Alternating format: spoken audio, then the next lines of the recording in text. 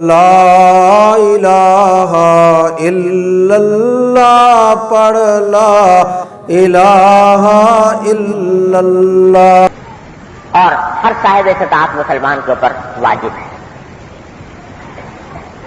جو بھی صاحب نصاب ہو، جو شخص، اس کے ذمہ قربانی واجب ہے.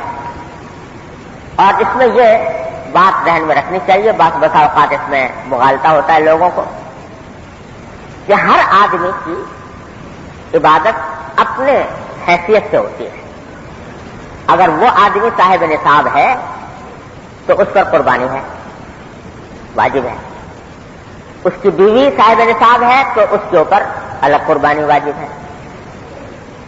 بالغ اولاد صاحب نصاب ہے تو بالغ اولاد کے اوپر الگ ہے. لیکن اگر ایک آدمی خود تو صاحب نصاب ہے، بیوی صاحب نصاب نہیں ہے، تو اس پر واجب ہے، بیوی پر واجب نہیں. ایک آدمی خود صاحب نصاب ہے، اس کی اولاد صاحب نصاب نہیں ہے، اس پر واجب نہیں. تو یہ ہر ایک کے اوپر الگ اپنی حالت کی حیثیت سے ہوتی ہے. اور جب ہر ایک کے اوپر ہوتی ہے تو اصل ذمہ داری اس شخص کی ہے جس پر قربانی واجب ہے. اگر فرض کرو بیوی پر بھی واجب ہے، شوہر پر بھی واجب ہے، تو اصل ذمہ داری شوہر پر بھی ہے اپنی قربانی کرنے کی، اور بیوی پر ہے اپنی قربانی کرنے کی. ہاں البتہ اگر بیوی اجازت دے دے شوہر کو کہ بھائی میری طرف سے آپ کر دو، اور شوہر خوش دلی سے راضی ہو جائے، اس کی طرف سے کر دے، تو ٹھیک ہو جائے گی.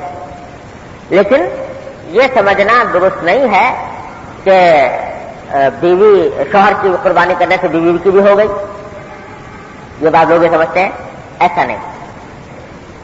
اس واسطے ہر آدمی کو اپنے حالات کا جائزہ لے کر دیکھنا چاہیے کہ صاحب نصاب میں ہوں یا نہیں.